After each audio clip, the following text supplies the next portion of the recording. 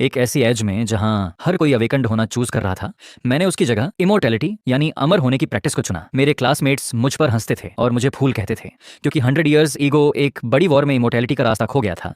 इसलिए अब इमोर्टैलिटी की प्रैक्टिस बस एक नॉलेज की कल्टीवेशन बनकर रह गई थी, और अवेकनिंग ही सबसे बेस्ट और ब्राइट रास्ता था।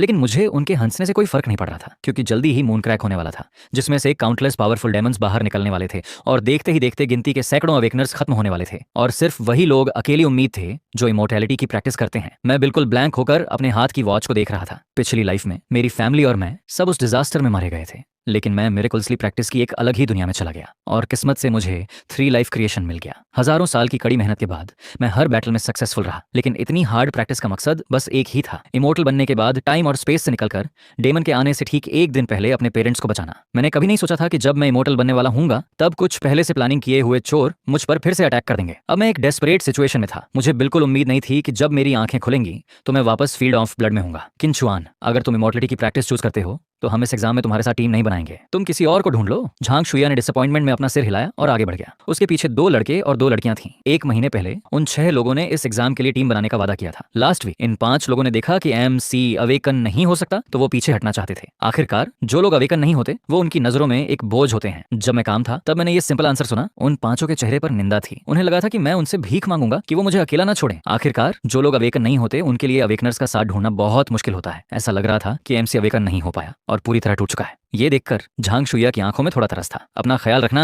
एक लड़के ने कोल्ड स्माइल के साथ कहा। ऐसा लगता है कि हम एक और बेवकूफी देखने वाले हैं। बिना 10 साल के ब्रेन हैमरेज के कोई सच में रियोजेन इमोर्टलिटी का रास्ता नहीं चुन सकता। अपने टीममेट्स को मुझे छोड़कर जाते देख आसपास के स्टूडेंट्स के बीच खलबली मच गई। हालांकि मुझे इस बात से कोई फर्क नहीं पड़ रहा था। घर वापस आने पर मेरे पेरेंट्स ने पहले से ही एक शानदार डिनर तैयार किया हुआ था। जब मैं वापस आया तो उन्हें पता चल चुका था कि उनका बेटा अवेकन नहीं हुआ है, इसलिए उन दोनों ने डाइनिंग रूम में जानबूझकर इस टॉपिक को अवॉइड किया। डिनर के बाद मेरे फादर ने मुझे अपने पास बुलाया और मेरे हाथ में एक ब्लैक कार्ड थमा दिया। डैड, ये क्या है? मेरे फादर ने एक गहरी सांस ली और स्माइल किया। इस कार्ड में हमारी 20 साल से ज्यादा की सेविंग्स हैं, तुम इसे रख लो। मैं और तुम्हारी मदर अभी तक अवेकन नहीं हुए हैं, तो फिर भी हम अच्छी लाइफ जी रहे हैं। क्या तुम अब बड़े हो गए हो तो तुम्हें अपने डिसीजंस खुद लेने चाहिए। हम तुम्हारी हेल्प करने के लिए बस इतना ही कर सकते हैं। ये कहने के बाद उन्होंने कार्ड मेरे हाथ में रख दिया और किचन में मदर के साथ बर्तन धोने चले गए। मैं वहां बिल्कुल शांत खड़ा रहा। हजारों साल के बाद पास्ट की यादें मेरे दिमाग में फिर से ताजा हो गई थीं। यादें रियल लाइफ के इस सीन के साथ मर्ज हो रही थीं। इस मोमेंट पर मेरे हाथ में जो कार्ड था वो बहुत हल्का लग रहा था, पर उसकी अहमियत बहुत ज्यादा थी। इस बार मैं हिस्ट्री को खुद को दोहराने नहीं दूंगा, क्योंकि इस वर्ल्ड में स्पिरिट एनर्जी